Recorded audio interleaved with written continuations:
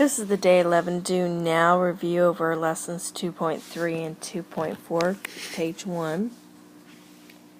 First question says, fill in the third column in the chart below. And what's the name by the degree of each one of these expressions? If you do not remember these, you could have gone back and looked at your chart.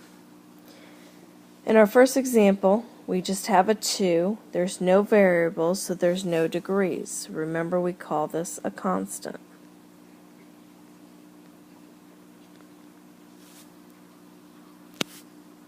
In the next example, we only have the one variable, and it's to the first power, so we call this linear.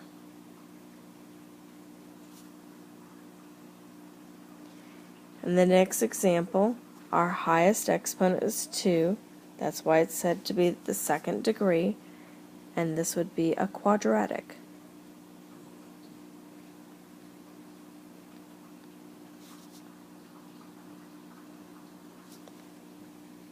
Next one is the third degree because our highest exponent is 3. So the next one is called cubic.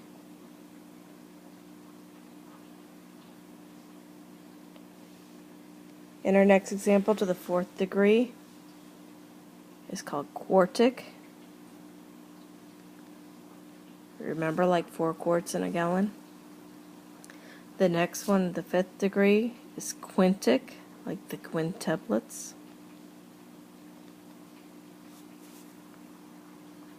And then all degrees higher than 6 is to the, you'll just write to the 6th degree.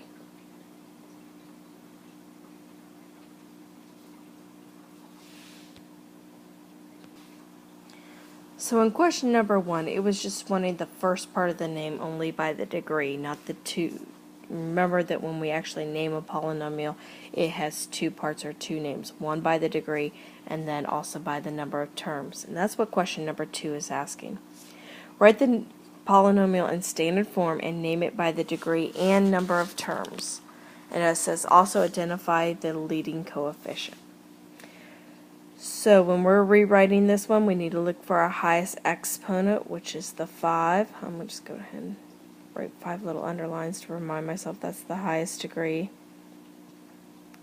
So I write negative 4y to the 5th power is my first term. This, by the way, is the leading term.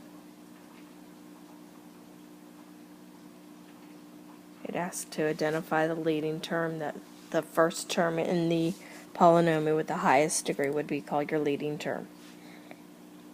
The next highest exponent is my third degree. So I write plus 6y to the third. I need to remember to write that positive sign in there because it's no longer the leading term.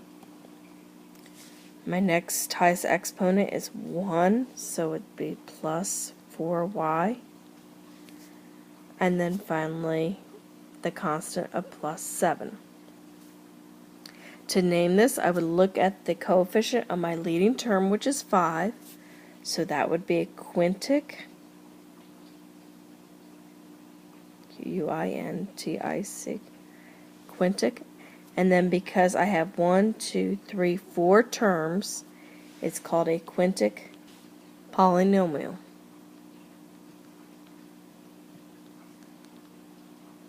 Remember, everything over 3 we just call polynomial. Alright, I'm going to have to erase to go down so that you can see questions 3 and 4 and beyond.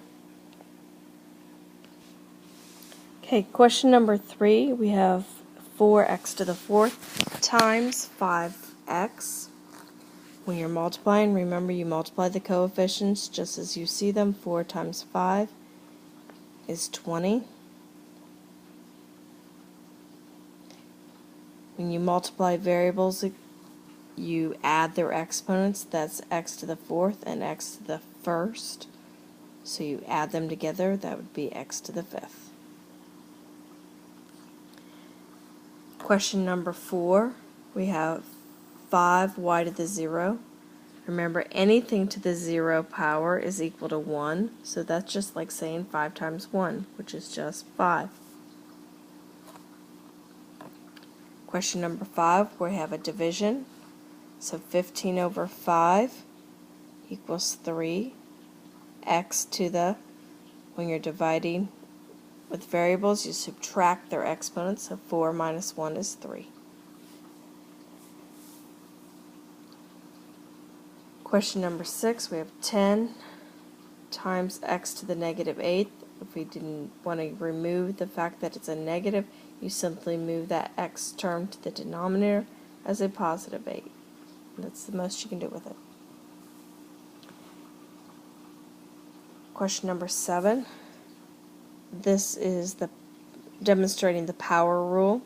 So because we have x to the third, y to the second to the power of 5, you would have to multiply the exponents. So you would write x, 3 times 5 is 15, y to the 10th. The next example is also the power rule, but you would even need to take the power of the 3 to the 5, so it's like 5 to the third, which 5 to the third is what? 5 times 5 is 25. 25 times 5, though, is 10, 11, 12, 125. So that's the same thing as 125. X to the 3 times 2 is 6. Y, that's a y, and, sorry, can't see my y.